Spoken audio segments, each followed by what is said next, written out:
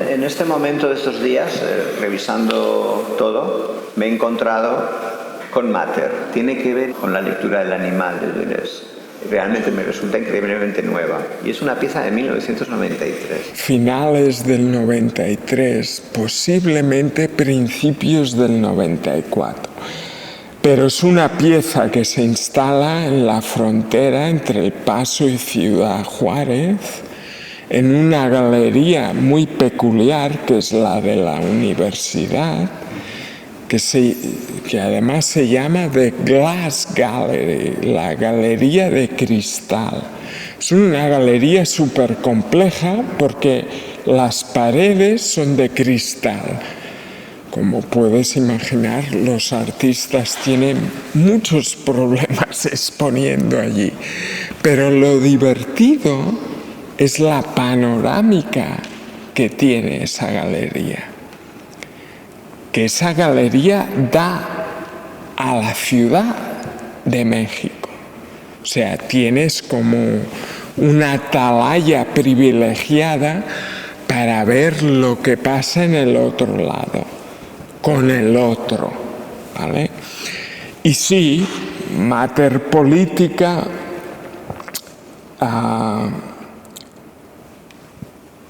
tiene como referente ese momento de la historia de Occidente, que es el Imperio Romano, y ese origen animalístico de esa escultura medio etrusca, medio medieval, que es la famosa loba capitolina, o no sé cómo lo llaman, que intenta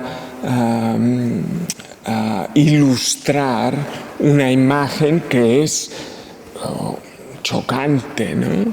Que es dos bebés humanos que teóricamente son hermanos, no sé si son gemelos. Me imagino que sí, porque parecen que tienen la misma edad, que maman de una loba. Ese es el origen, podríamos decir casi, del capitalismo contemporáneo, porque si el Imperio Romano es algo, es Estado, es ley, es etcétera, etcétera, etcétera. Es administración de Estado. Y eso me parece fundamental en el tema político contemporáneo.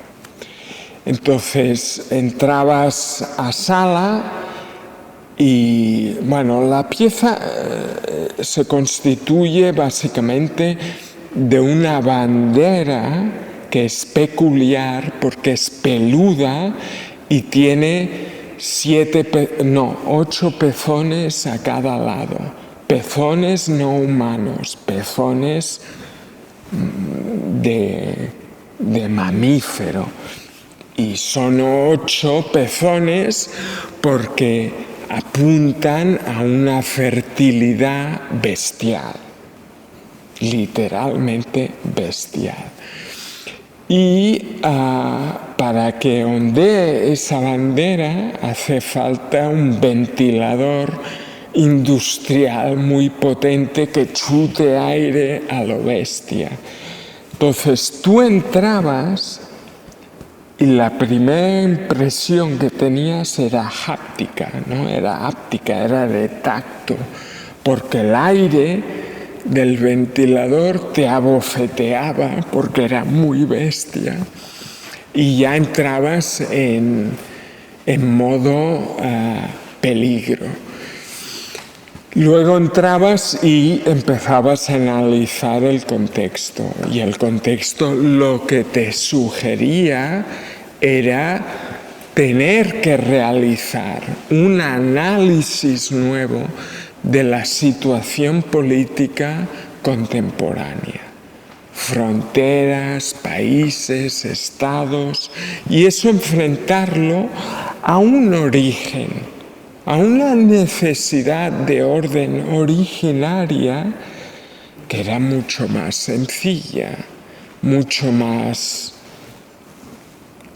bestial, animal, incógnita, ¿no? Desconocida.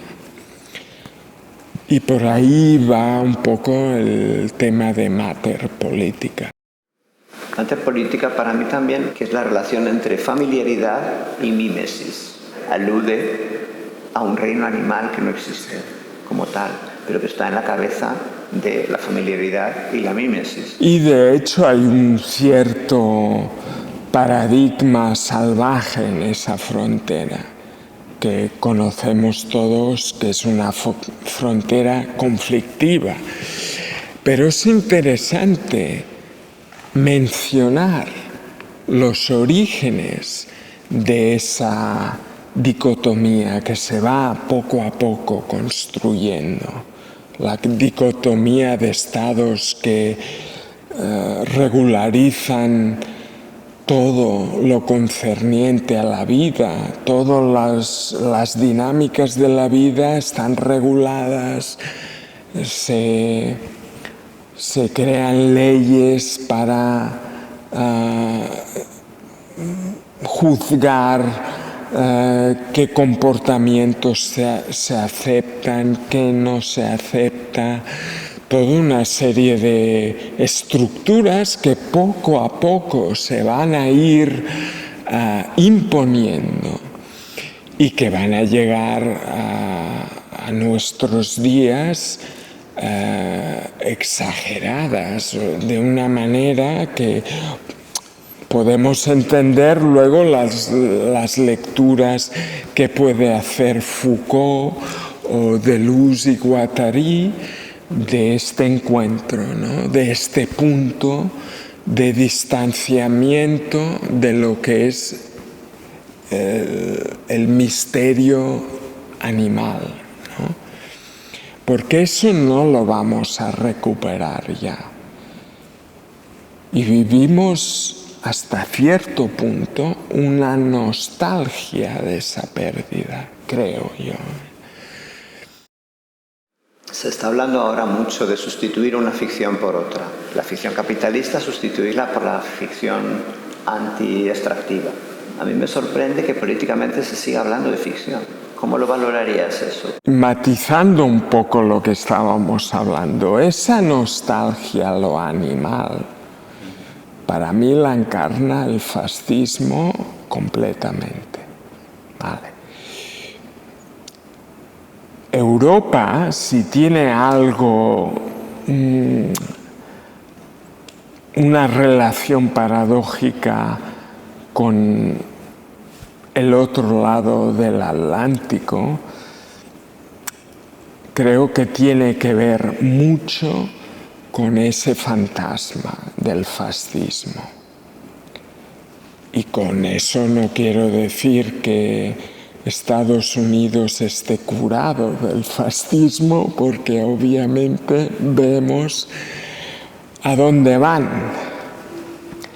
Y ya lo mencionaba, la frontera entre Estados Unidos y México ha sido siempre un espectáculo de violencia.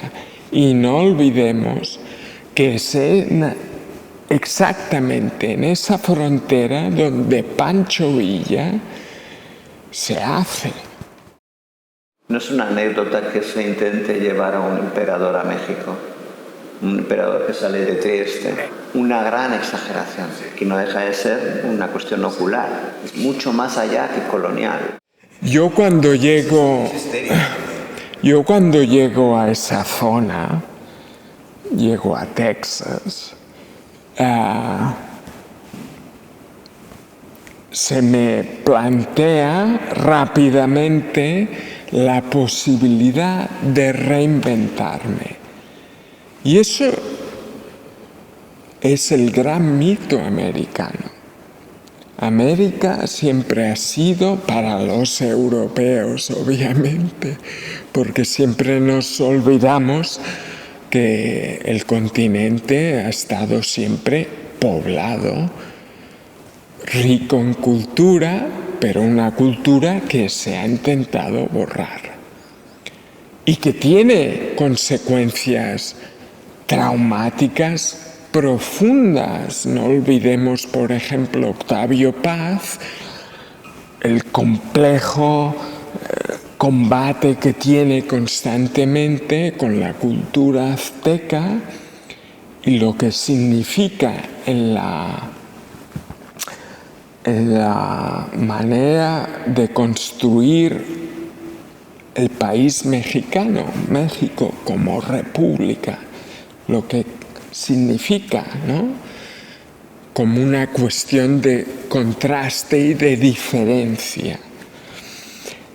Ese mundo, para mí, lo primero que plantea es que ahora puedo ser otra cosa. Y a partir de ahí me empapo de lo que se podría entender como cultura anglosajona americana, pero que no lo es. Esa cultura es híbrida, y nos olvidamos de eso. Nos olvidamos de que ese componente lo ves muy bien en Brasil, por ejemplo, ¿vale? Pero en Estados Unidos también está, y sobre todo en el Southwest, ¿no? Texas, Nuevo México, Arizona, Colorado, podemos hablar del sur de California. Entonces, para mí es muy natural estar viajando en esa frontera, desde Texas hasta California. Y ahí es donde me cultivo, es donde me hago todas esas preguntas que pueden llegar a ser, porque el paisaje allí es radicalmente diferente, preguntas de ocularidad. Y no es un fenómeno que me pasa a mí. Tú vas a Los Ángeles y hay una calle que básicamente corta medio Los Ángeles que se llama Sunset Boulevard. Famoso Sunset Boulevard. Hay mucha gente que ha referenciado esa calle porque los mitos heliotrópicos están ahí.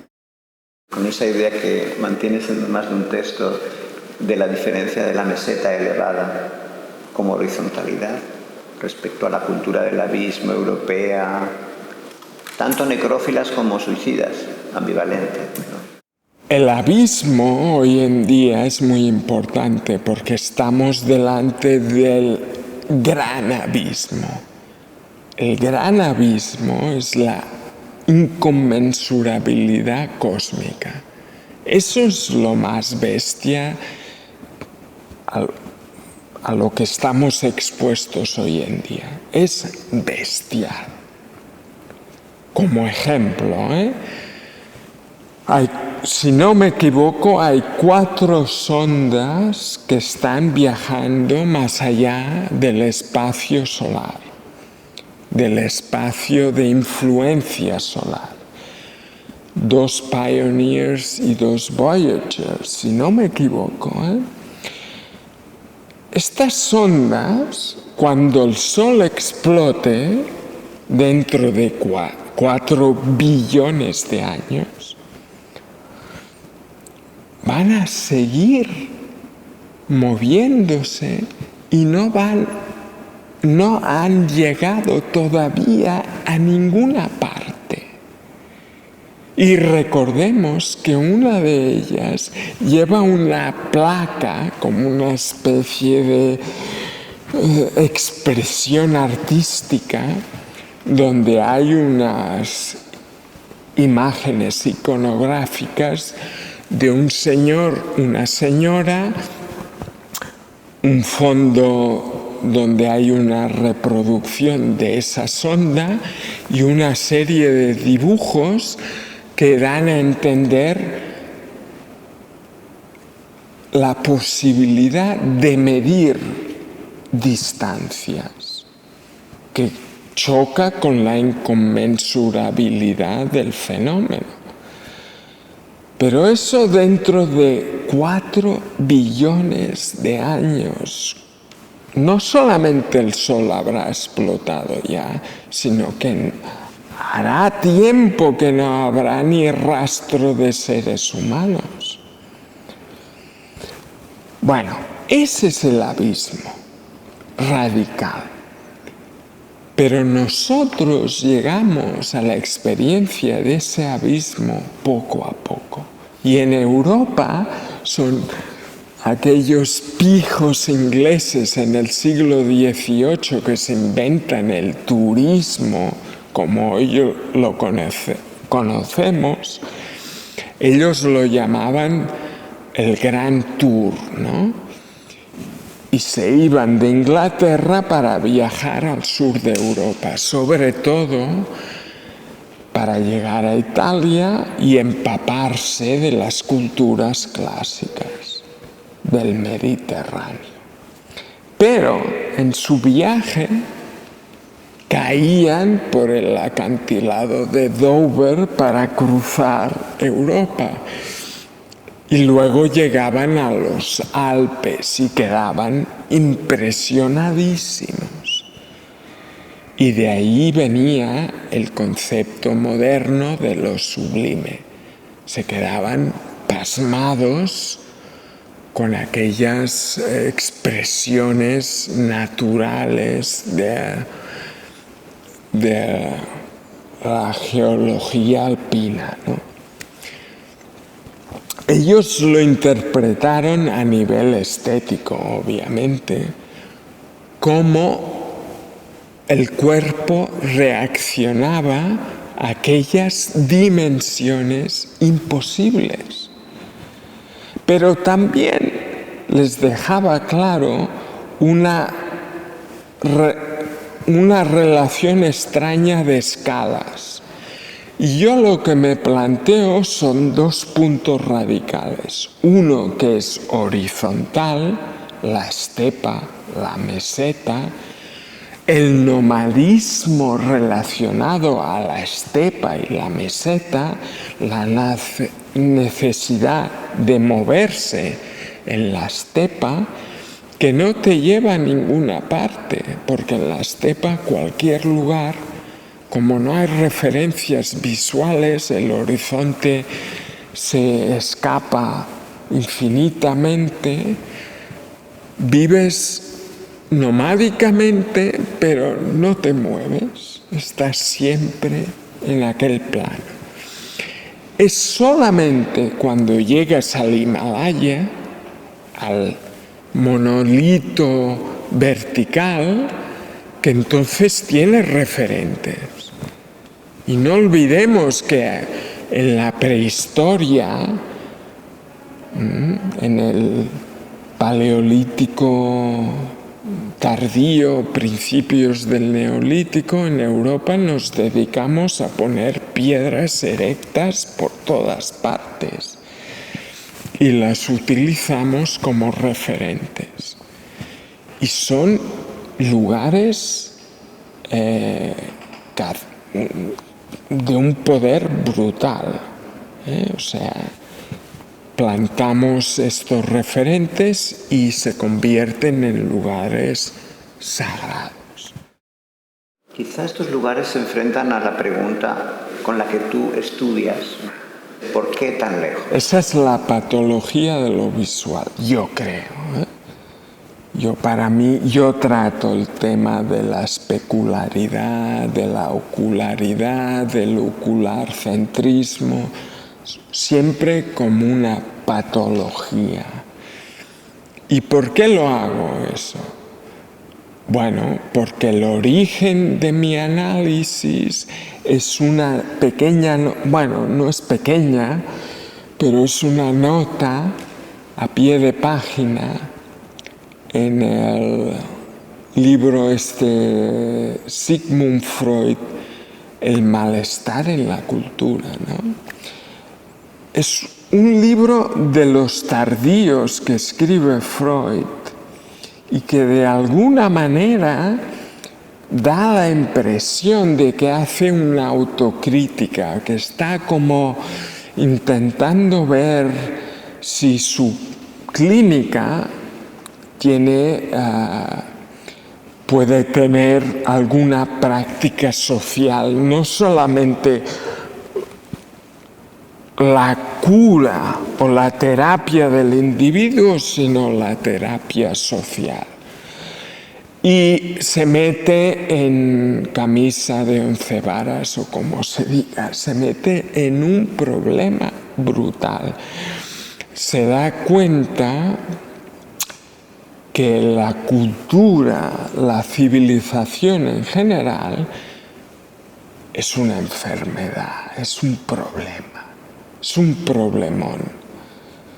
Y esa tensión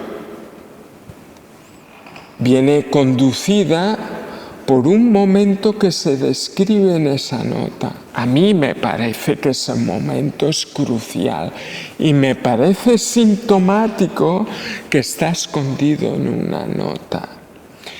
En esa nota, él está tratando de explicar por qué la sexualidad humana es continua. ¿Por qué hay porno en este mundo? ¿Vale? Pornografía.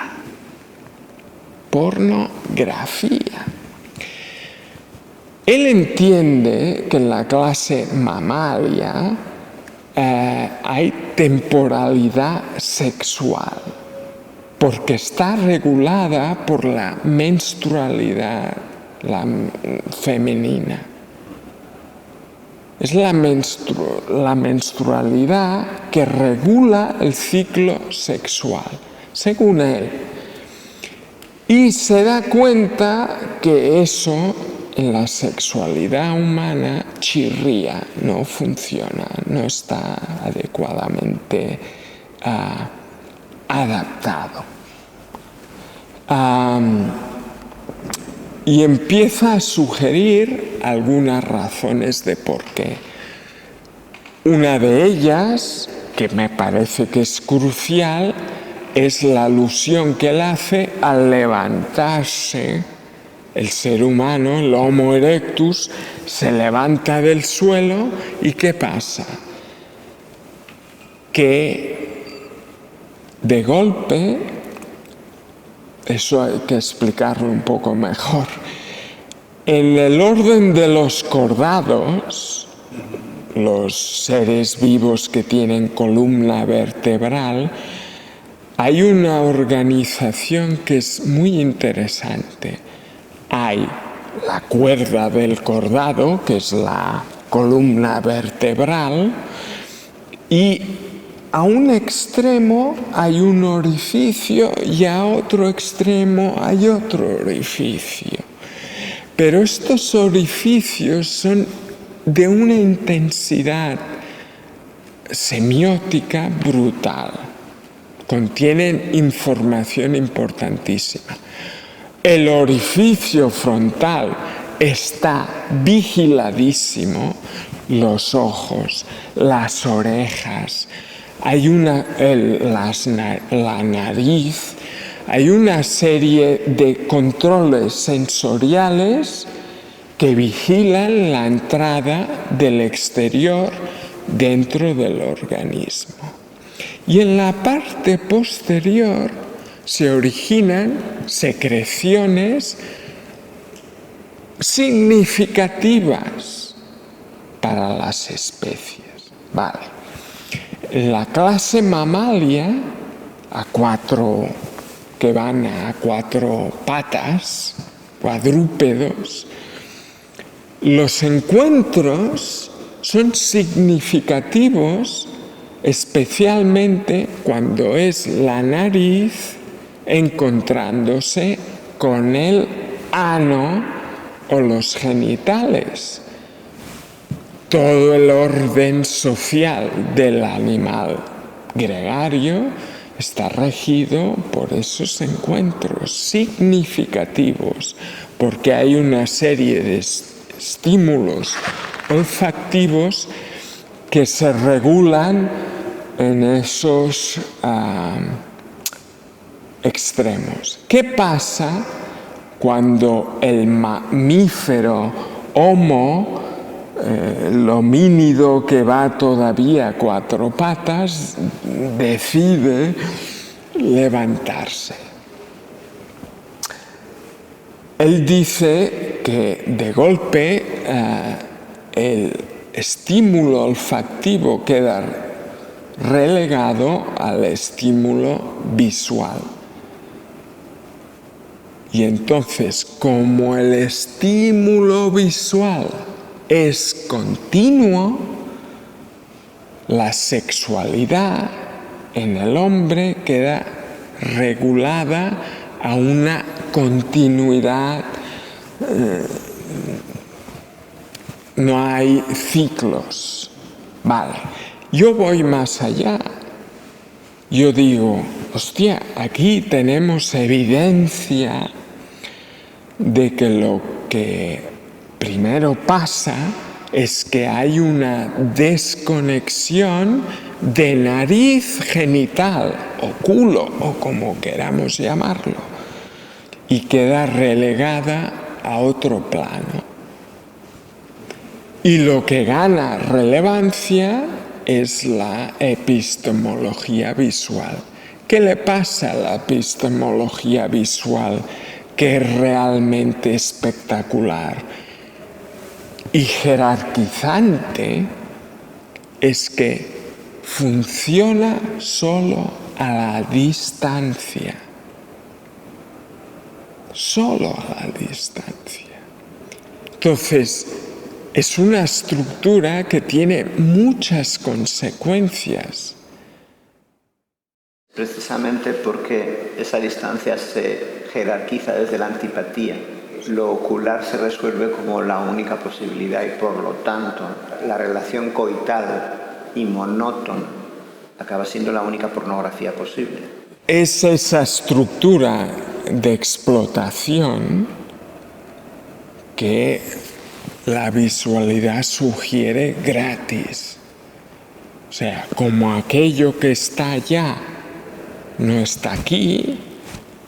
El mundo del contacto es un mundo de tabula rasa. Yo y mi madre somos uno. No hay diferencia. ¿Me entiendes? En el sentido de cuando estoy allá adentro, no hay diferencia.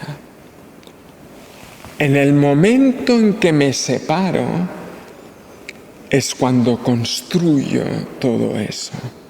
Y obviamente no es una construcción instantánea. Y podemos ir a aquello de que nacemos en el plano horizontal, no nos podemos levantar del suelo.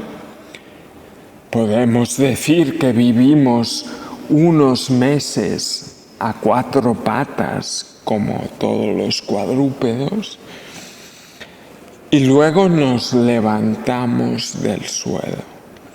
En ese gran esfuerzo que tenemos que hacer, se empiezan también a instaurar estas distancias, antipatías, separaciones. Yo soy yo gano ese ego, esa recuperación, esa defensa de mi cuerpo, de mi ser. Es una cuestión para mí ocular en el sentido de que estoy siempre en relación con lo que veo.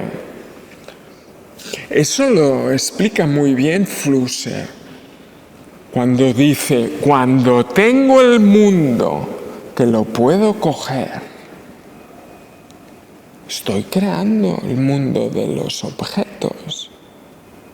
Los puedo manipular, los voy a explotar.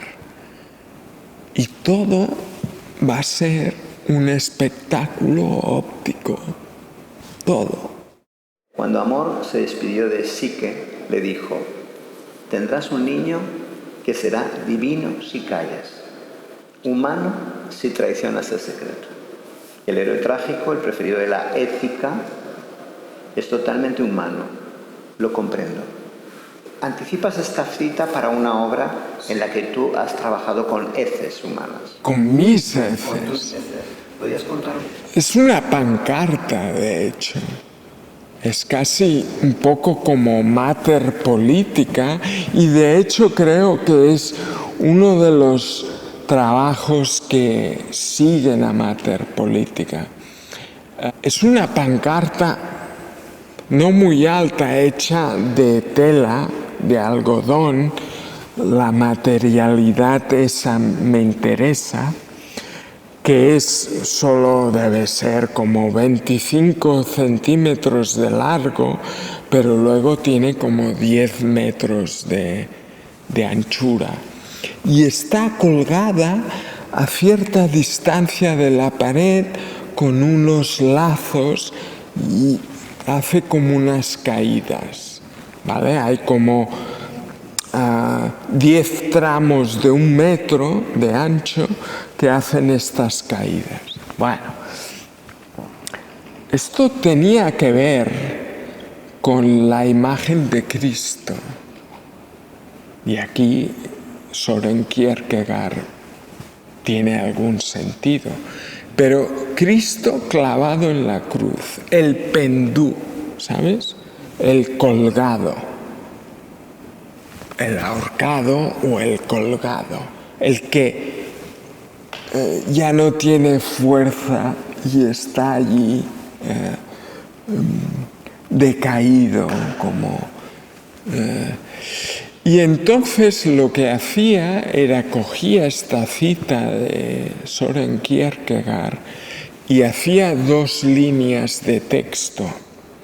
Pero cuando pintaba con mis propias heces el texto en el algodón puro, blanco y puro, solo pintaba la parte inferior del texto de la primera línea y la parte superior del texto de la segunda.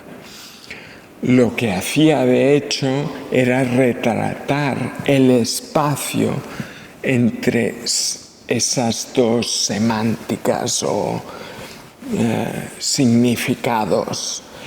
Lo que estaba intentando retratar era un mundo más allá del lenguaje. Un mundo que podríamos decir paralelo al animal, a esa cosa sucia que vive en el suelo. Pero podríamos decir, y eso a ella le hizo mucha gracia, que el referente está en la obra de Mary Kelly, ¿ya?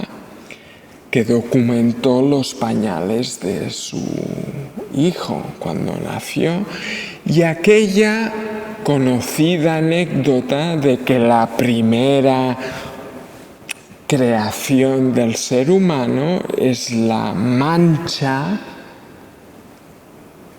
de la caca que sale del culo, ¿no? Es la primera obra de arte que hacemos, es esa secreción que hacemos normalmente cada día. Y esa analogía siempre me ha gustado pensar que no estamos en un entorno sagrado, privilegiado, sino que tenemos que volver a un origen. Entonces, la posición del héroe es aquella del famoso. Para mí esa descripción es la descripción de la fama, de la relevancia histórica, ¿vale? Entonces, lo que me parece increíble es que Søren Kierkegaard sea tan agudo en retratar ese momento de que esas personas, esos personajes históricos, esos grandes artistas están desnudos, no tienen opción. No pueden hacerse, ni se hacen ni se harán, los hacen. Están a merced de las circunstancias. Eso me gusta mucho. No tiene poder el héroe. Está como, de alguna manera, habrás visto, reconocido que en algunos casos yo funciono bajo un seudónimo que es Peeping Monster. Peeping Monster es un oxímoron, ¿vale? Es una mezcla entre peeping, que es espiar, es mirar sin ser visto, y monster, monstruo, que viene de mostrarse. Y el héroe no tiene remedio, se muestra. No puede no mostrarse. Por ahí va lo que me gustaba a mí de eso. Y me gustaba que en público hubiera esa materialidad de mi cuerpo expuesta en público. Hemos logrado nuevamente amar sin contacto. Y una vez más hemos aceptado esta interrupción como aceptamos siempre y sin vacilación la profundidad, las dimensiones y la gran escala del panorama, de la experiencia visual que nos rodea. Con esto construyes una instalación, una arquitectura de la distancia, donde ya aparece un continuo experiencial. Sí, es una pieza que queríamos mostrar aquí, pero que no hemos podido, que se llama Love Without Contact, amor sin contacto. Y es básicamente el colapso de un espacio expositivo. La intención no es concerniente al fenómeno artístico contemporáneo o a la historia del arte. Tiene que ver con esos orígenes de la experiencia humana en el mundo cuando impone como centro epistemológico de su experiencia lo visual. Porque es ese levantarse del suelo que nos favorece la experiencia de la panorámica. El animal que está cerca del suelo tiene problemas visuales notorios porque tiene un plano que en su intento de echar la mirada a la distancia del horizonte, ese plano horizontal del suelo que es opaco y la mirada no puede penetrar, es casi como aquello que le ponen a los caballos, pero te lo pones aquí, ¿no? Entonces, tienes problemas de visualidad potente porque además ese plano hace que tengas que enfocar a diferentes distancias. No puedes tener una visión amplia a la distancia, ¿vale? O cuesta tenerla. La panorámica nos da esa posibilidad bestial y misteriosa del abismo aquel que mencionaba antes, de la inconmensurabilidad del espacio cósmico. Y podemos entender esa inconmensurabilidad con la línea del horizonte en esta Tierra. ese horizonte que no llegas, al que no llegas nunca. Es inconmensurable. Bueno, entonces, ¿qué pasaba aquí? Para mí, el contacto, ya lo decía antes, con la idea de yo y mi madre somos uno. El contacto es una experiencia antivisual. Y de hecho, ver de cerca es no ver, no se ve de cerca.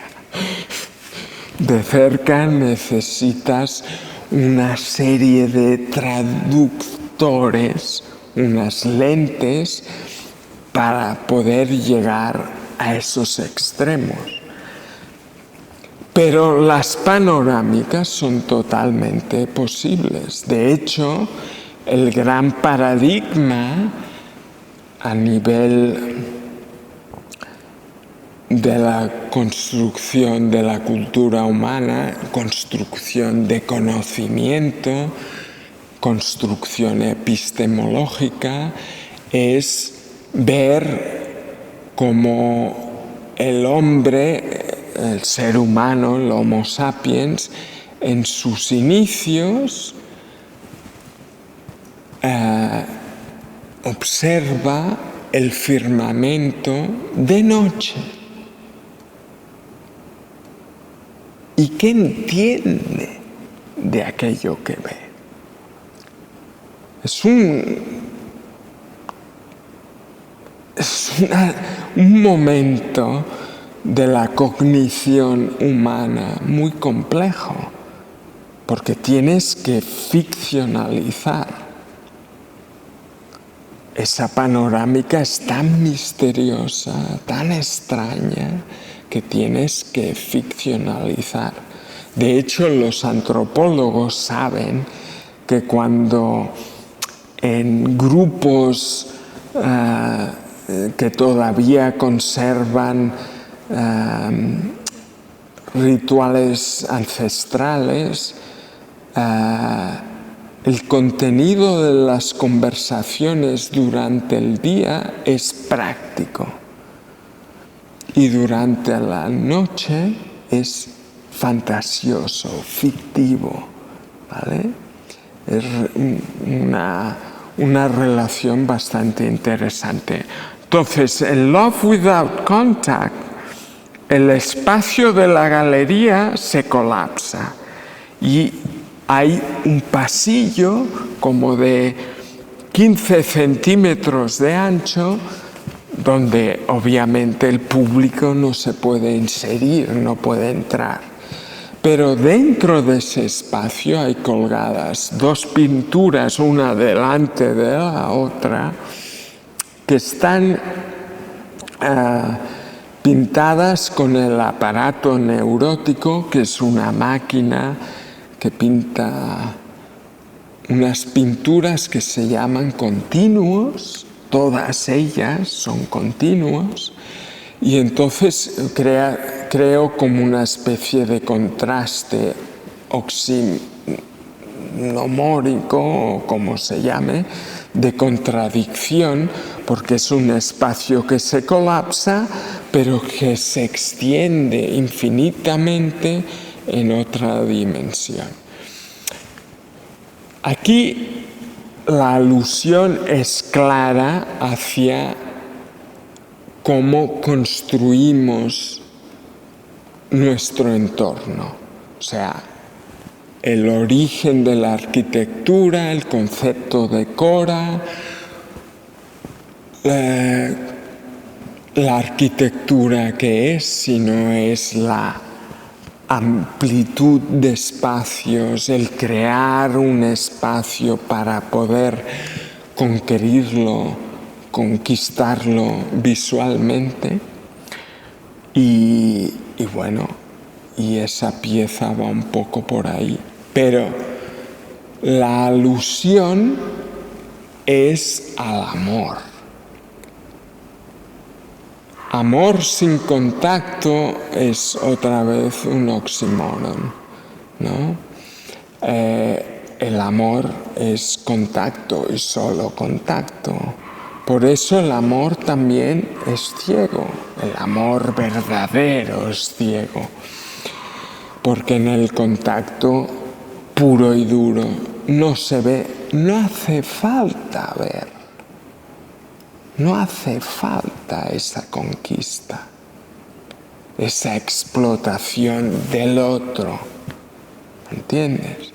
Y por ahí, bueno, podemos hablar del orgásmico, que tiene que ver con el contacto ese, con lo háptico, ¿no? Háptico, como se llame.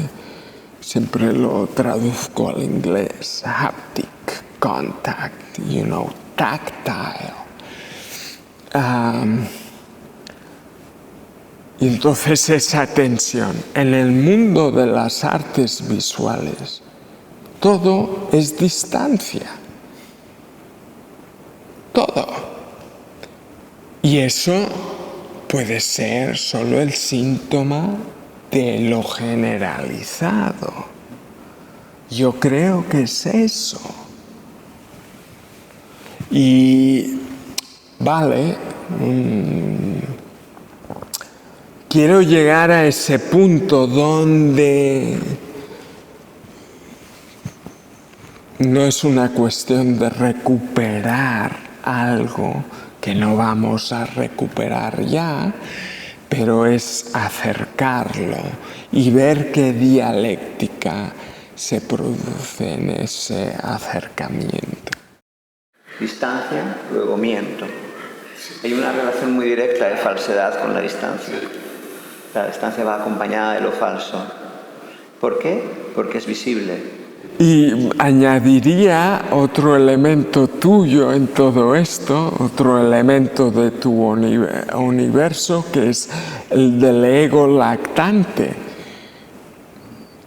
Esa distancia para el sujeto es fundamental. Y nos pasamos la vida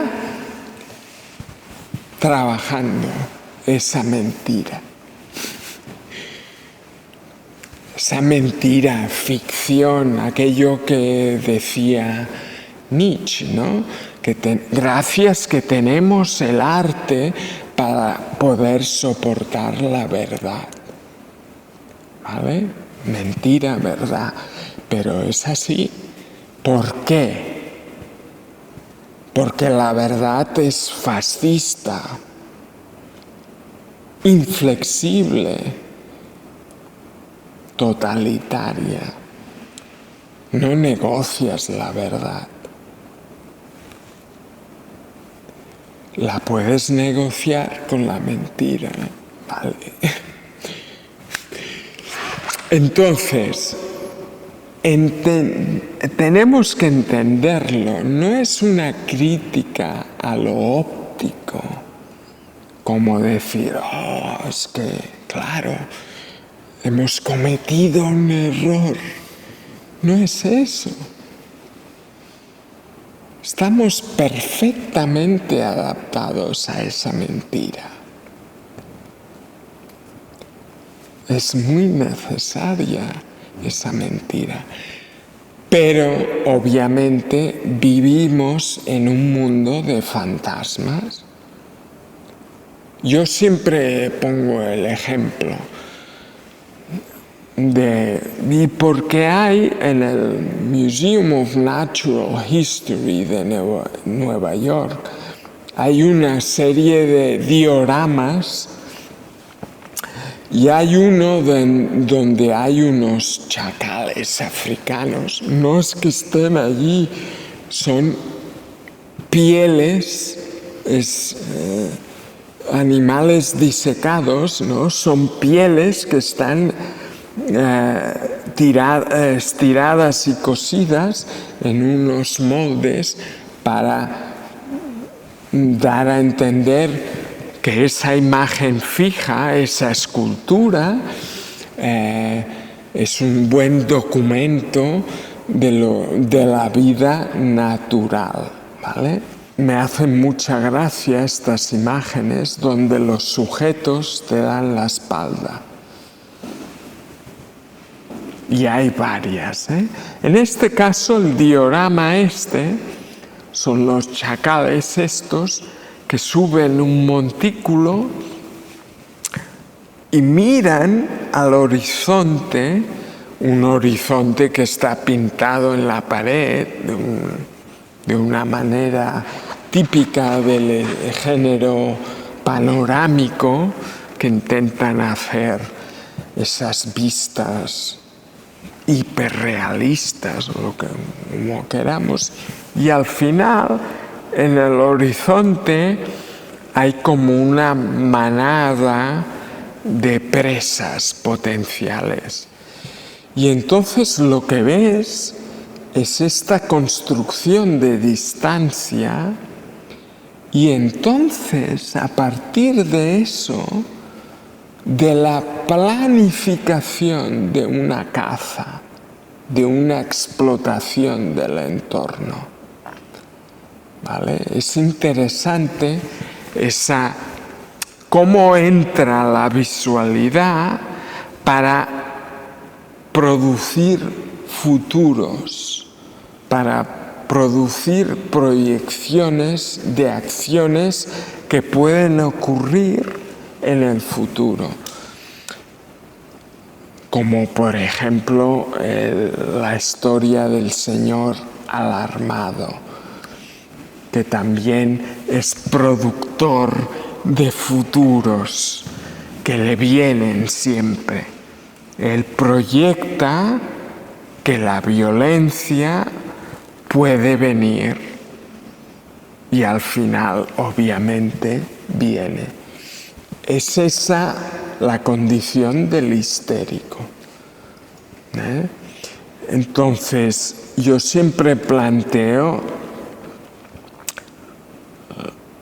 la cuestión del mandrós, del perezoso, del que no quiere trabajar. Yo me planteo mi proyecto artístico en esos términos, ¿eh? Siempre de una manera diletante, como si dijéramos, de no querer funcionar dentro de las presiones del capitalismo. Yo de jovencito era muy travieso en ese sentido. Desobedecía todos los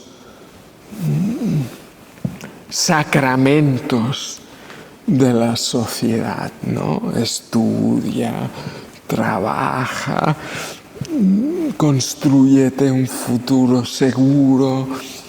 Nunca me apeteció ese camino. Entonces me reconozco en el vago, el que no quiere dar ni golpe, que le gustaría estar todo el día tomando el sol en la playa. Pero creo que nos merecemos ese momento toda nuestra vida.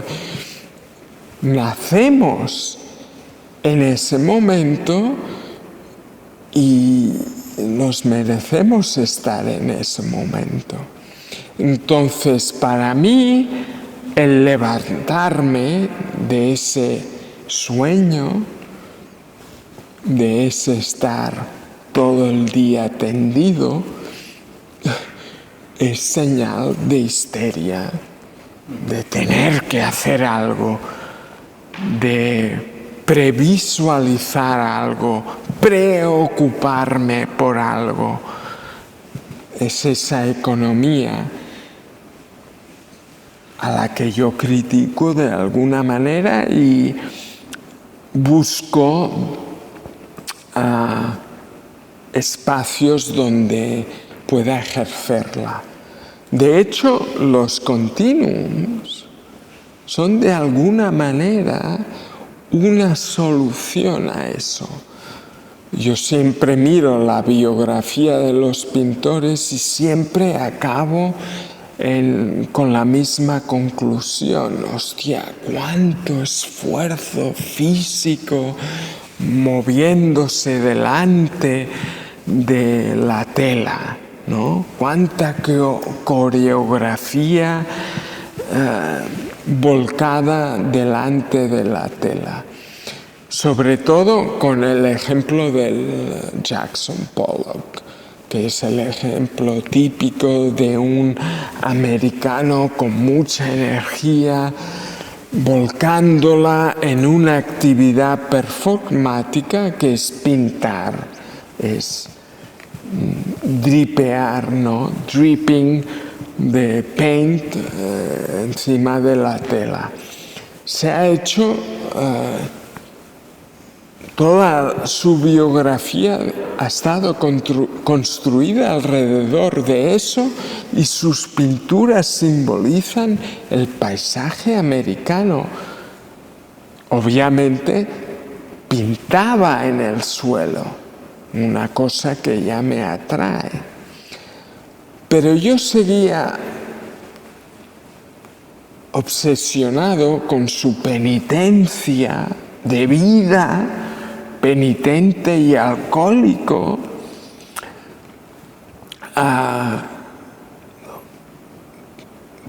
preocupado por el hecho de que ese dispendio de trabajo. Entonces pensé, hostia, en vez de tener el cuerpo del artista moviéndose a través de la tela, ¿por qué no lo planteamos de otra manera? Que sea la tela que se mueve y el artista se queda plantado. Es un poco el paradigma también del cuerpo poshumano, aparcado en la tierra, mientras todos los aparatos prostéticos de ese cuerpo son los que viajan, son los que se mueven, son los que se atreven a hacer cosas. El enfado de Kossuth, que tú nombras en algún momento, es muy diferente a tu cuestionar a través del continuum. Digamos que Kossuth tiene un goce en la decepción. Sin embargo, tus continuum están planteando algo totalmente distinto. El continuum, más allá de plantear esa cuestión de la pereza, de ese anticapitalismo, lo que apunta es a una posible a un posible subconsciente del cine, o sea, a una parte del cine que no vemos, ¿vale? A mí lo que Flusser llama la imagen técnica, ¿vale? No sé si es un término adecuado. Hasta cierto punto lo es, pero a mí lo que me fascina mucho es la cámara oscura, que está relacionado con la imagen técnica. De hecho, la imagen técnica es producto de la cámara oscura. Y el cine es como el momento, es el paroxismo de la cámara oscura. La fotografía es el primer momento, pero el paroxismo, o sea, la exageración más bestia de ese momento es el cine. Luego vendrá la televisión, vendrá el vídeo, vendrá la imagen digital, como la entendemos hoy en día, y la proliferación de la pantalla personal. Eso viene luego, pero el paroxismo más exagerado de la cámara oscura es el cine, porque se atreve a la mentira más absoluta, que es la del movimiento.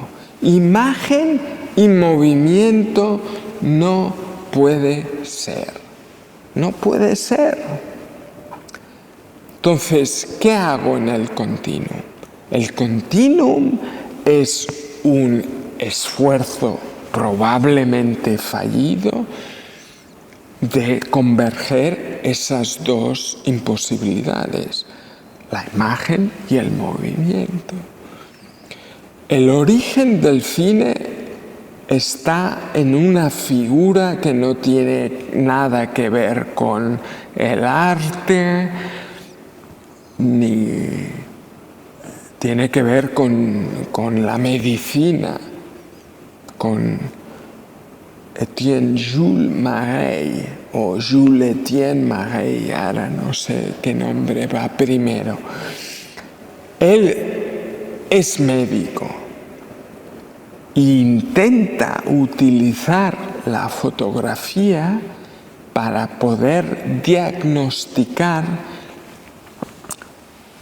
posibles enfermedades relacionadas con el movimiento corporal, patologías fisiológicas que tienen que ver o se expresan en el movimiento del cuerpo humano. Y entonces, para poder analizar ese movimiento, se inventa un represor que impide la entrada de luz y por lo tanto impide que en ese momento la luz se registre en la película fotográfica. Y a partir de ahí se puede desarrollar la máquina del cine, que es originalmente le llamaban, porque tenía forma de mariposa, a butterfly shutter, ¿vale? Que era una cosa que giraba y dejaba entrar luz a intervalos. Eso se lo inventó él para poder captar imágenes con definición, porque si no lo que te salía era un borrón. Si tú tienes un sujeto delante de una placa fotográfica, lo que moviéndose, al final tienes un borrón. Él utilizó eso hasta que quiso cada vez obtener más detalles y al final lo que obtenía eran borrones. Y entonces, obviamente, entendías, viendo esa evolución de esa experiencia, entendías que imagen y movimiento no son posibles. Entonces, los continuums se pintan en una máquina, que es el aparato neurótico, que está en movimiento a una alta velocidad. Y entonces, desde un sector, desde una silla, sin moverme, apenas sin moverme, yo presiono unos aerosoles, porque es lo que da más fluido de pigmento en el tiempo, un pigmento atomizado, que eso también me interesa mucho, y luego sostenido en el tiempo. Y con eso se producen unas imágenes que intentan, de una manera casi fallida, el matrimonio de esos dos opuestos, podríamos decir.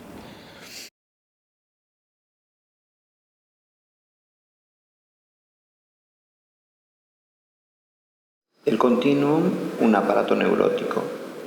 El tiempo se despoja de su naturaleza cualitativa, variable, fluida. Se congela en un continuo exactamente delimitado y cuantificable, lleno de cosas cuantificables. En resumen, se convierte en un espacio.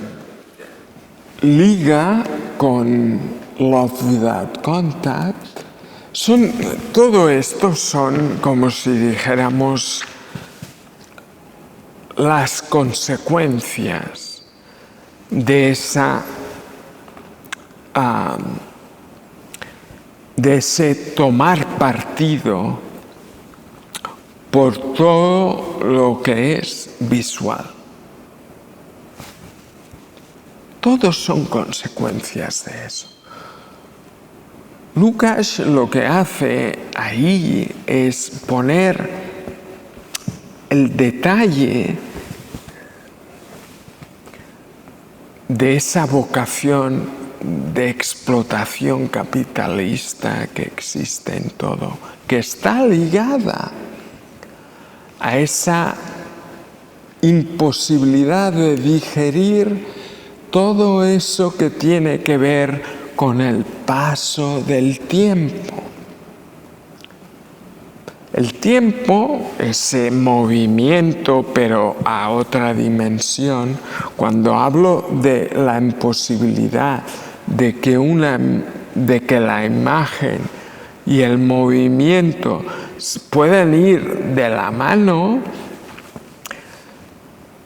es porque el tiempo tiene que ver con los cambios que ocurren en el tiempo y por lo tanto algo que la imagen no acepta. La imagen es inmovible. Es esa totalidad inmovible. Eso hasta el John Jonas es un fenomenologista poco conocido que intenta diferenciar la fenomenología de cada estímulo. Él lo deja muy claro, lo sabe constatar muy bien. Las imágenes en ese sentido tienen muchos problemas con el concepto del paso del tiempo y con plasmar o captar eso, ¿vale? Hay técnicas, sí, hemos desarrollado muchas cosas relacionadas con eso. El cine es un intento, pero sabemos que el cine son imágenes fijas. Las tiras de cómics son un intento, pero obviamente son eso, intentos. El problema lo tenemos con ese paradigma de cambio que significa el paso del tiempo. ¿Cómo se puede capitalizar eso? No se puede. Pero otro intento que es interesante añadir a eso es el intento de recuperación histórica o el intento histórico de archivo, de museo, de legado histórico. Cuando se habla del paradigma de la poshistoria, se habla de ese momento en que dices, hostia, nos damos cuenta de que no podemos asimilar ese paso del tiempo. Lyotard empieza Lo inhumano, ese libro famoso, hablando de lo que Uriol menciona a la entrada aquí. El Sol explotará dentro de 4 billones de años. Para empezar, la inconmensurabilidad de lo que significa eso ya es de choque. Pero segundo, es una pregunta importantísima para cualquier pensador, filósofo. ¿Por qué piensas si no sirve para nada? Nada de eso se va a retener en ese archivo, en ese compendio epistemológico de la humanidad. ¿Qué va a pasar con todo eso dentro de 4 billones de años? Por eso esa tensión es tan fuerte cuando hablamos de imagen. Por ejemplo, ahora estoy muy metido otra vez en el mundo de las flores y hay una que tú la viste en la exposición que se dio en la galería de Jim Contemporani,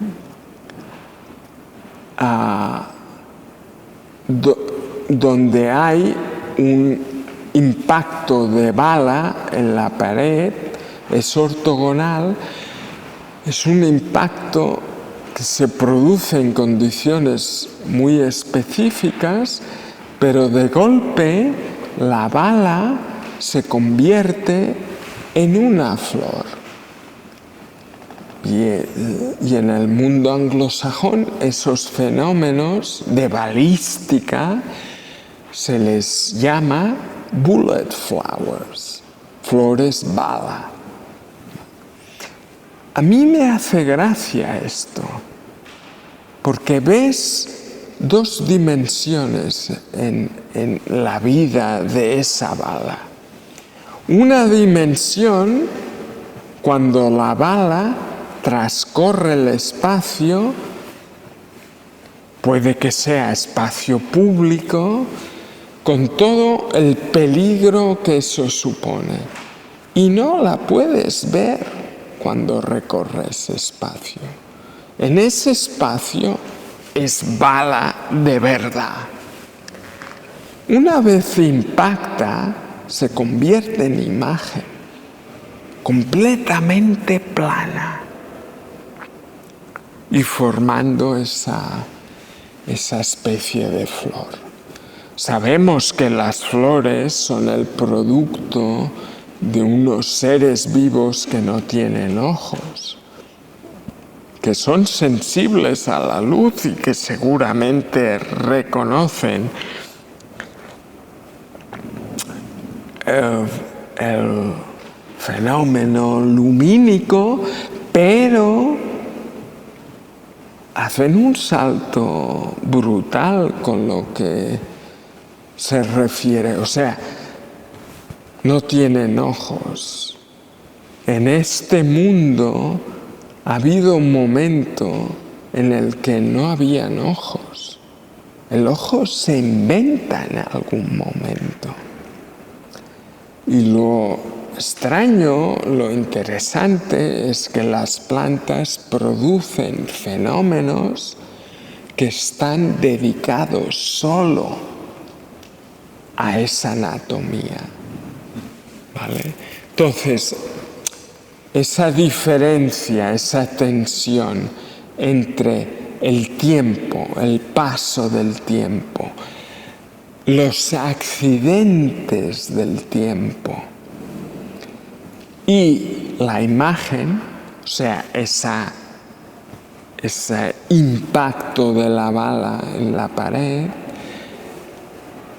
que funciona como la génesis de la bala como imagen, a mí me resulta bastante ilustrativo en ese hablar de este tema de cómo el tiempo se construye en espacio cuando lo fragmentas, cuando lo regularizas, cuando incluyes una disciplina dentro de ese contexto. He llegado a pensar, igual esto es una exageración más, corrígeme, digamos que la especie humana es la gestora de la ciencia ficción distópica. Y el mundo vegetal es el gestor de la ciencia ficción utópica. Ya, sí. Bueno, es interesante verlo, sobre todo el mundo de la clorofila, como uno de los pioneros de las extinciones planetarias. O sea, esa bondad del mundo vegetal esconde la maldad que básicamente se cargaron la mayoría de la diversidad biológica que había en la Tierra antes de que se impusieran las plantas en el mundo. Antes de que eso ocurriera, la atmósfera de la Tierra tenía niveles de oxígeno bajísimos. No había básicamente oxígeno en la atmósfera. Y la vida en la superficie de este biofilm vivo, que es Gaia, consistía básicamente en metabolismos relacionados con el azufre y no eran metabolismos de oxidación. Las plantas llegan y empiezan a evolucionar esos mecanismos. Ellas producen la primera gran hecatombe en la Tierra. Pero ahora tienen un posicionamiento simbólico fantástico. Son el referente de este concepto de vida. Obviamente todo eso es momentáneo. De aquí a que el sol explote, seguramente la vida habrá cambiado muchísimo, muchísimo. Y hay algunos como Lyotard que apuntan que la vida, y no habla nunca del ser humano, la vida va a desarrollar algún método de escape para irse del sistema solar y ir a otra parte. Porque obviamente dentro de 4 billones de años, si la vida no se espabila, acabará sucumbiendo con la gran explosión, ¿no? Ese personaje tuyo del hombre alarmado, que tú lo entiendes como a las armas, lleva un mono amarillo. Es muy buscado ese mono amarillo. Bueno, yo creo que colapsas 2 piezas. La del señor alarmado, ya sé lo que pasa, ya sé lo que pasa. Mr. Alarm es un vídeo que es solo texto, ¿vale? En el que se expone esa condición perezosa de no querer levantarse del suelo. Y por lo tanto, cualquier otro personaje que se quiere levantar del suelo es porque está de algún modo preocupado por alguna cosa, tiene que hacer algo. Y por lo tanto se levanta del suelo y empieza a otear al horizonte a ver si se le acerca algo peligroso para poder prepararse. Ese es el cuento del ser humano hoy en día. No estamos tranquilos porque estamos constantemente preocupados.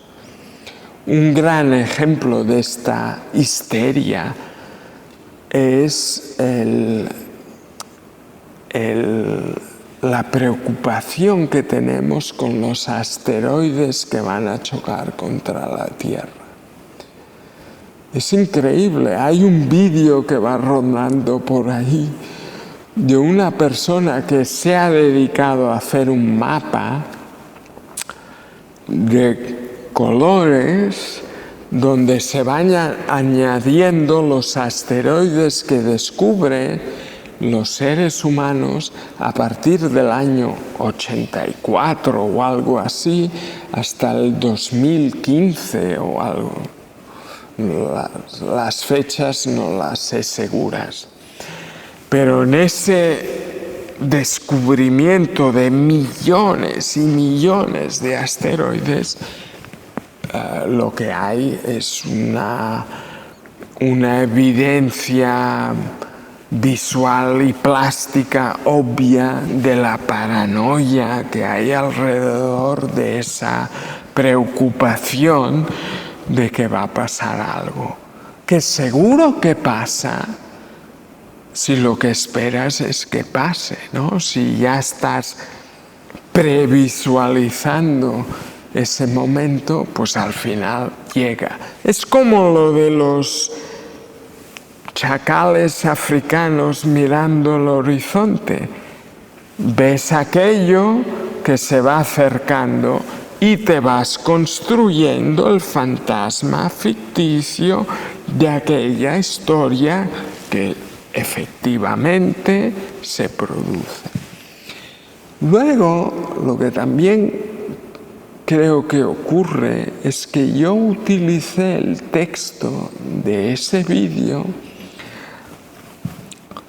para hacer el prólogo de la historia de Palabra de Decapitado, que allí estoy yo en el performance sin cabeza, leyendo el texto de básicamente una vida esteparia, nomádica, sin preocupaciones, sin sobresaltos, y luego verse sobresaltado por la presencia monolítica del Himalaya, ¿no? De las cumbres, de las figuras verticales, los menhires, etcétera, etcétera.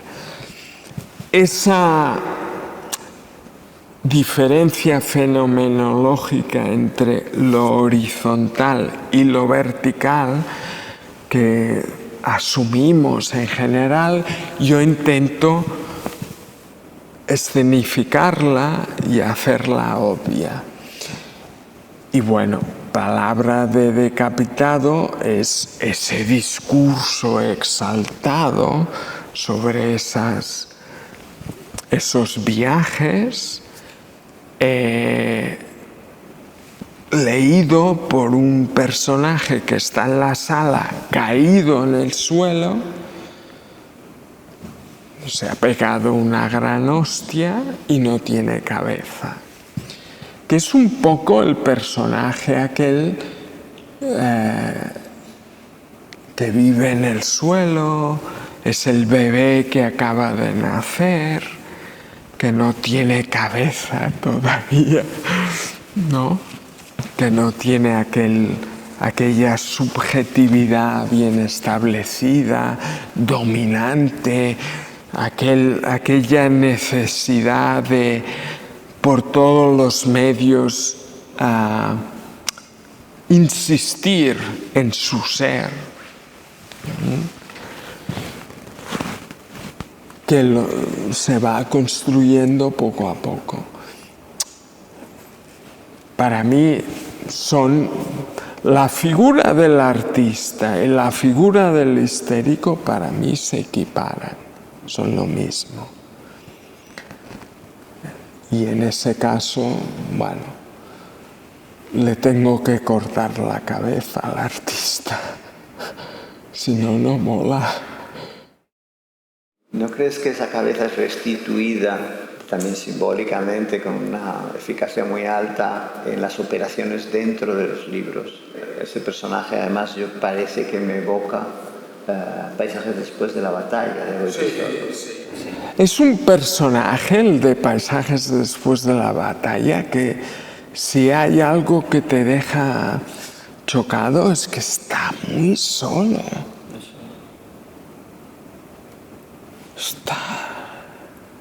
Todo es extraño en su vida, todo es ajeno. Todo lo que era familiar, que era gemelo, ha desaparecido. Se lo han sustituido por una serie de extraños y de otros. Entonces yo lo que hago es una pieza complicada esa, porque el texto es duro, es el éxfrasis más complejo, creo, porque intenta describir una pintura que ya es compleja. Bueno, esa pintura viene de muy lejos y viene conectada con lo de Kossuth, con, ¿cómo se titula el artículo que publica? Se titula Mon Amour, Necrofilia Mon Amour o algo así. Claro, Kossuth se queja de la falta de integridad intelectual en el mundo del arte. Sobre todo porque Art and Language y los conceptuales estaban empujando las fronteras del arte y de golpe empieza el mundo del arte a preocuparse por las frivolidades reaccionarias de la pintura de los años 80. Los Enzo Kukis y Mimo Palladino y toda aquella generación que a él, le chocaba, haciendo todo el esfuerzo que aquel grupo de gente estaba haciendo para avanzar intelectualmente el mundo del arte, todo eso que me parece a mí muy divertido, esas heroicidades de ese grupo.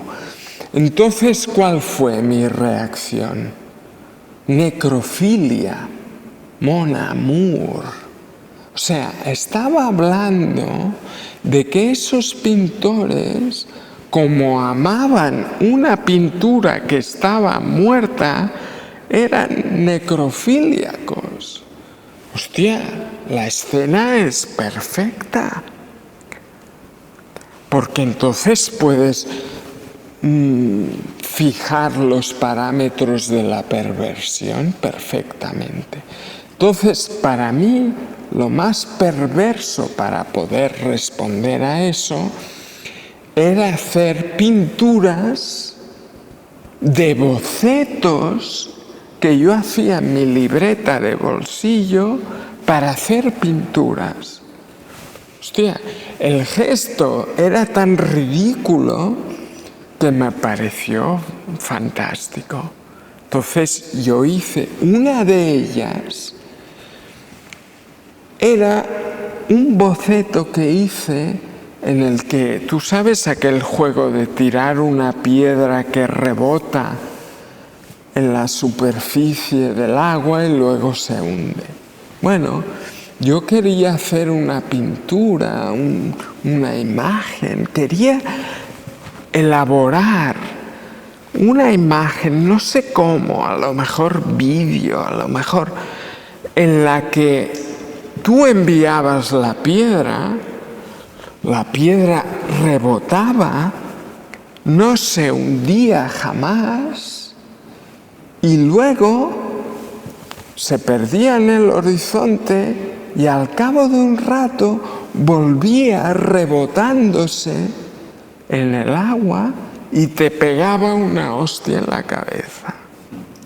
Vale. Eso en una pintura que tenía dos caras, una delantera y una trasera. En el cuarto de baño del protagonista de Paisajes después de la batalla.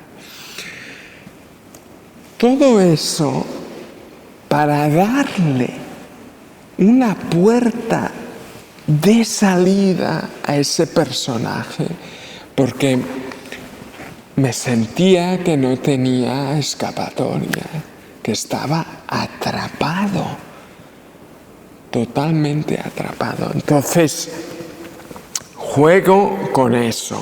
Él se encuentra esa imagen pintada tirada en la basura, la recoge, como hace en muchas ocasiones, se la lleva a casa, la pone delante del retrete, porque no tienen ninguna intención de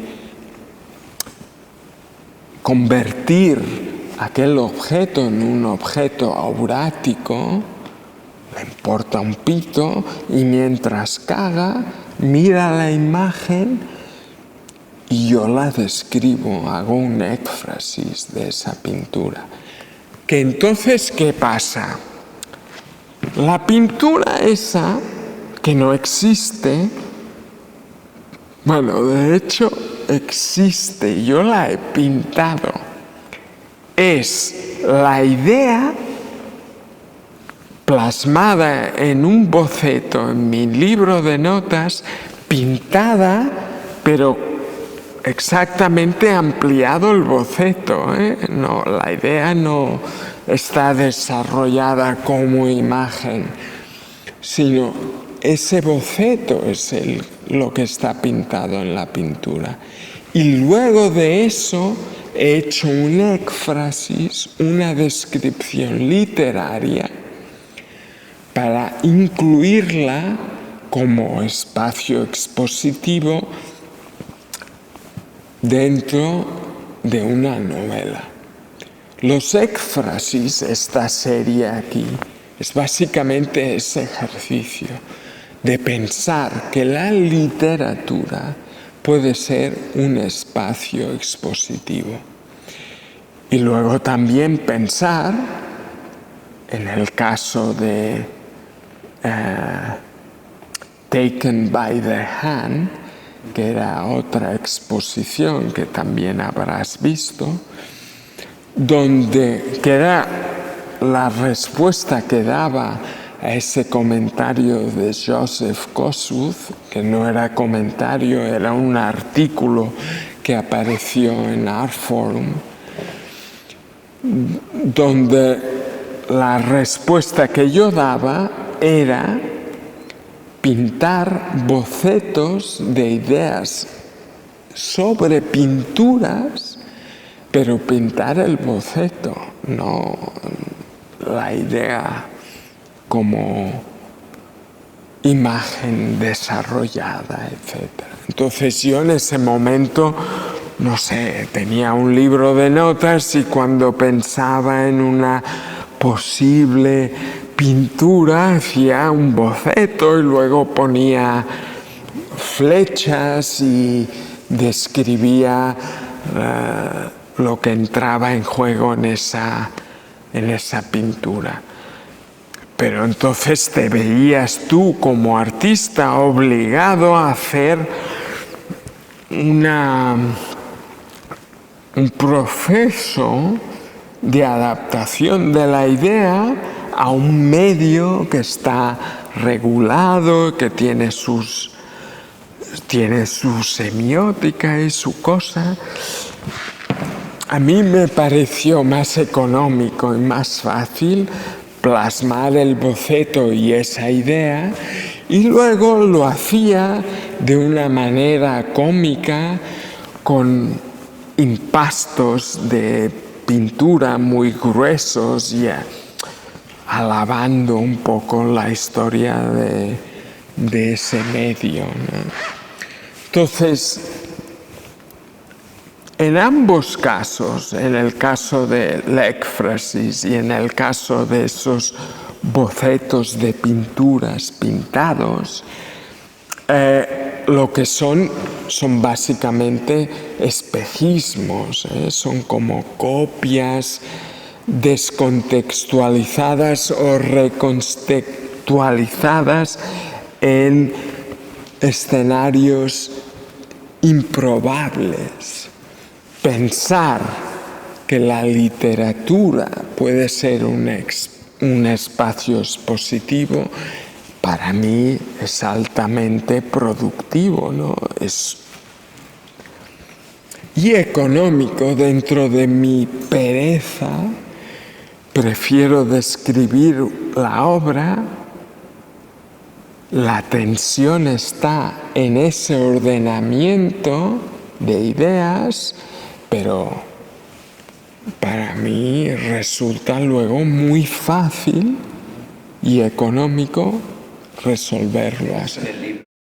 ¿Operas en el libro de la misma manera que el teatro opera en el poder del Estado, como carácter? Todos los dispositivos de ficcionalidad de la literatura. Sí, bueno, lo comentábamos un poco antes.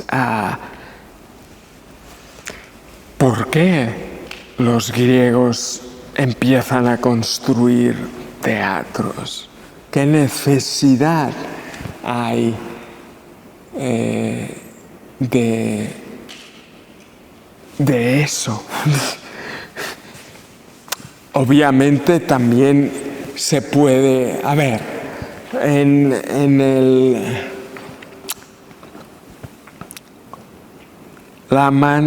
la manera como hoy en día nos relacionamos con la actividad que hacemos es que todo se tiene que justificar dentro de una economía efectiva. Si el teatro no hubiera estado, no se hubiera inventado, que es imposible de pensar, pero supongamos que eso hubiera pasado, ahora mismo, si a alguien se le ocurriera plantear eso, no se lo dejarían hacer, ¿vale? No, punto. No.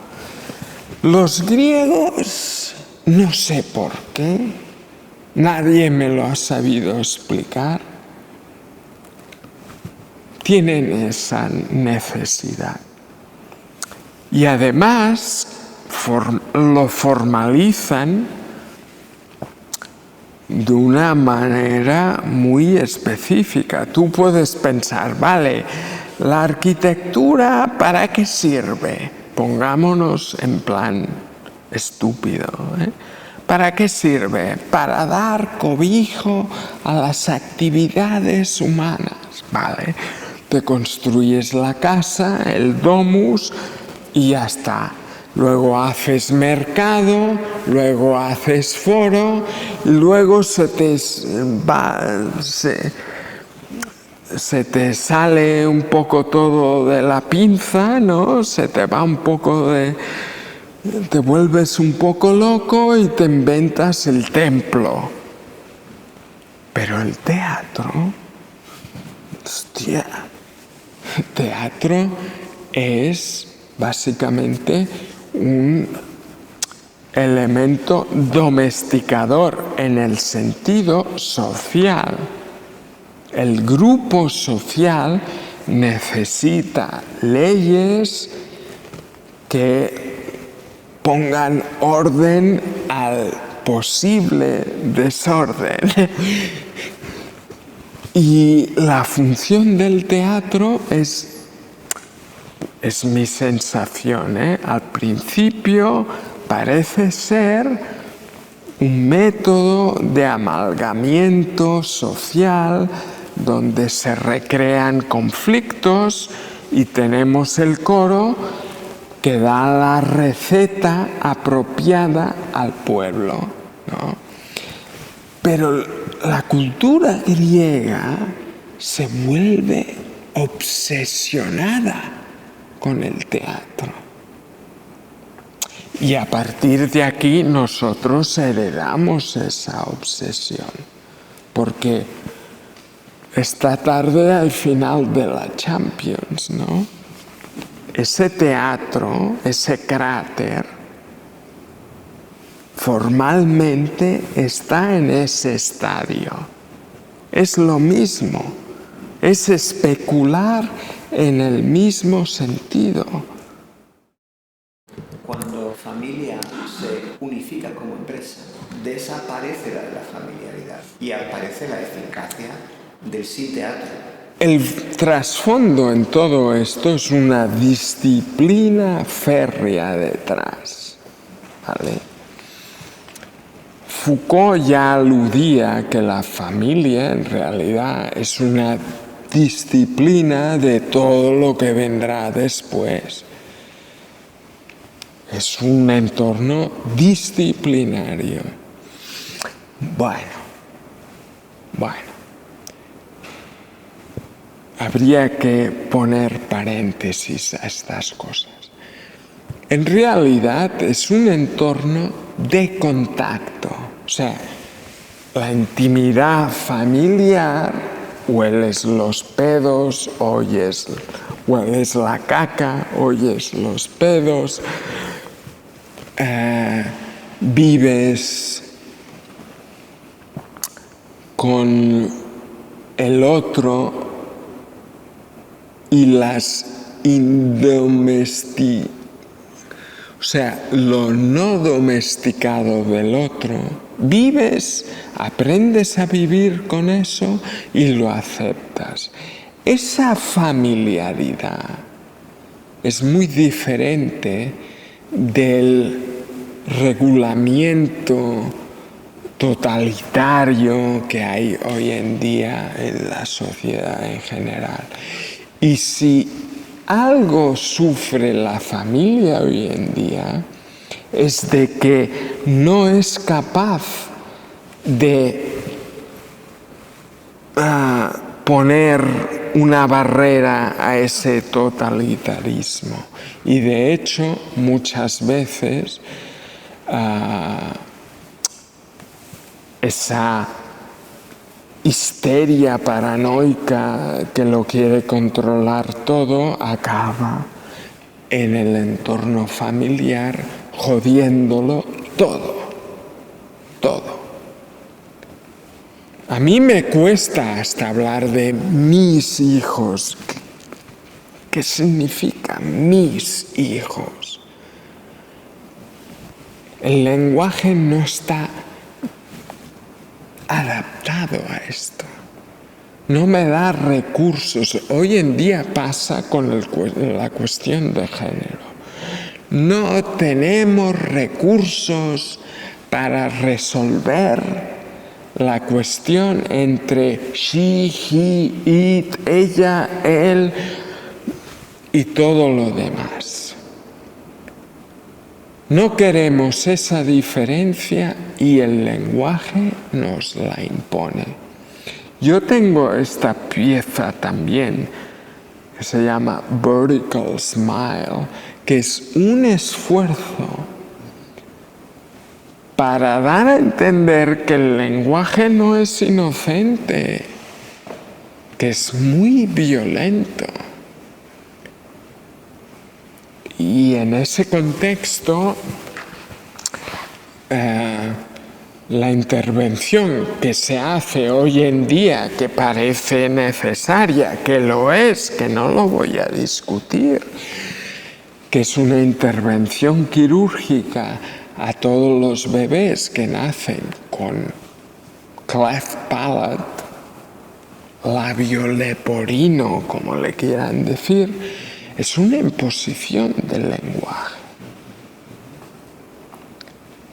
Y normalmente hay conceptos como es un concepto muy americano, no sé cómo se puede traducir al español. Se dice developmental retardation, o sea, incapacidad intelectual en desarrollo, que es uno de los síntomas que padecía la gente que tenía labio leporino antes de que hubieran intervenciones quirúrgicas para ellos. No tenían ninguna discapacidad intelectual, pero al no poder hablar, desarrollaban discapacidades intelectuales. El lenguaje es totalitario, no se adapta, le cuesta mucho adaptarse. Y es uno de los elementos que me parecen siempre,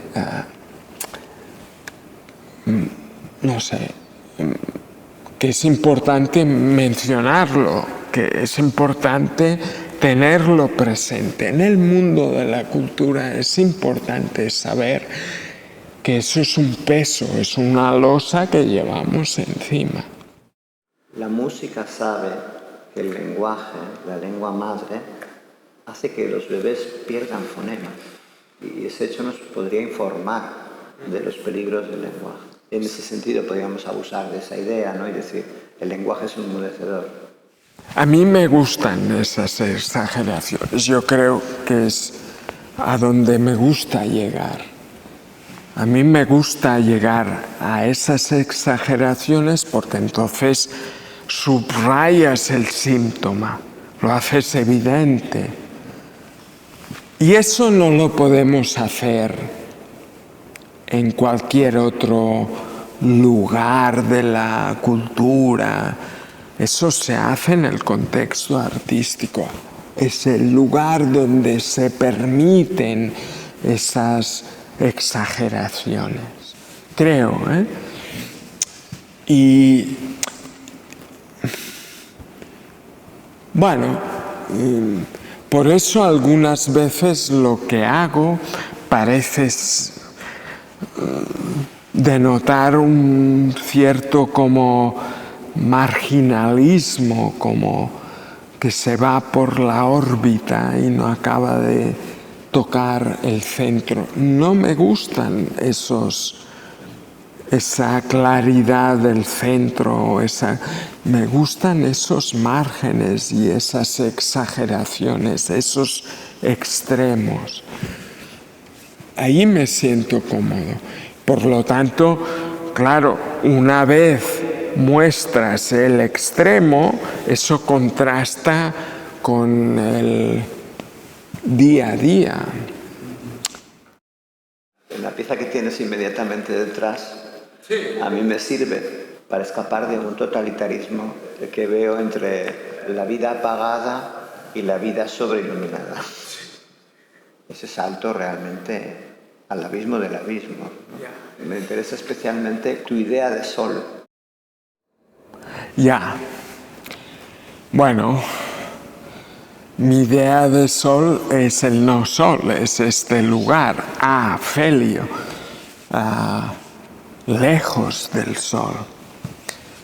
Pero, ¿por qué lejos del sol? A ver, eso no nos ha preocupado nunca jamás. Y ahí asumo mi papel de histérico. ¿Por qué te preocupas? Ya te digo, a mí me gustan esos extremos. No es que me preocupe, pero es un juego pensar que el sol ya no está. Pero es que además no es un juego que no tengamos evidencias. Ahora estamos en ese juego. Estamos en ese juego. Hemos llegado a los límites en los que el dominio de la lógica de la luz empezamos a trascender esos dominios, ¿vale? Y nos hemos de preguntar qué significa eso, no para preocuparnos, sino para jugar con eso. Y esta pieza, los mediodías de Afelio, lo que es una parodia de eso. Estamos enviando sondas para entender qué hay más allá de ese dominio fotológico del Sol. Pero eso tiene consecuencias no solamente en las imágenes bonitas y manipuladas que nos envían de Pluto, por ejemplo, sino que tiene consecuencias en el concepto un concepto que algunos creen, y yo también, que es muy complejo de manejar, que es el concepto de energía. ¿Y por qué el concepto de energía?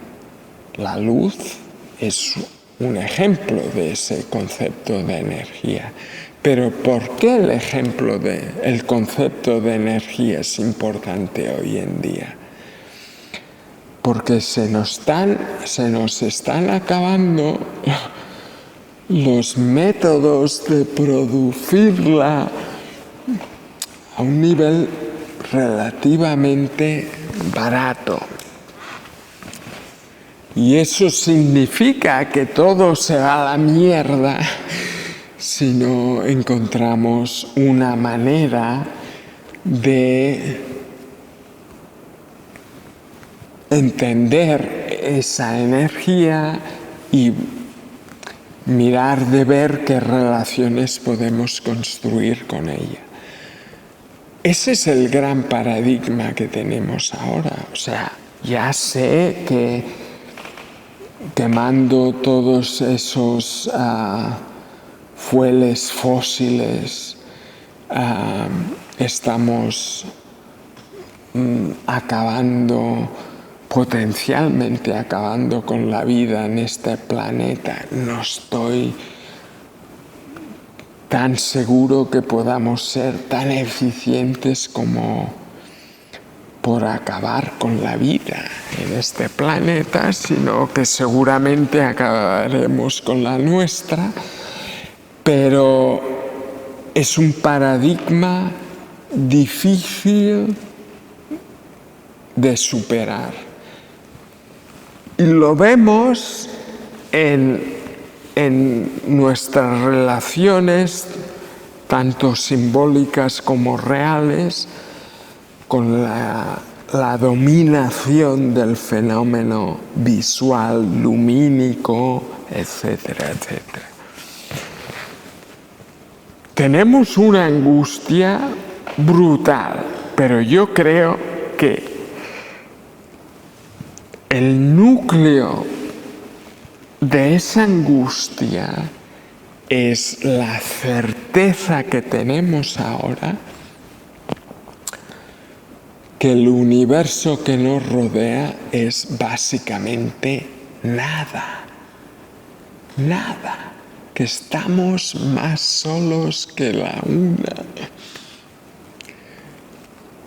Porque, fíjate bien, si el ocularcentrismo de nuestra experiencia desde que nacemos hasta que nos morimos, cómo toda esta cultura está construida alrededor de ese núcleo audiovisual en el que de los dos componentes, el visual tiene más peso que el audio y la mayoría del fenómeno que el humano desarrolla es un fenómeno audiovisual, la mayoría de toda esa carga, cuando miras el cosmos, se traduce en puntitos diminutos en medio de la nada. Bueno, es un límite, una frontera, como la de México y Estados Unidos, que me gusta explorar. Son esos márgenes los que me gusta navegar.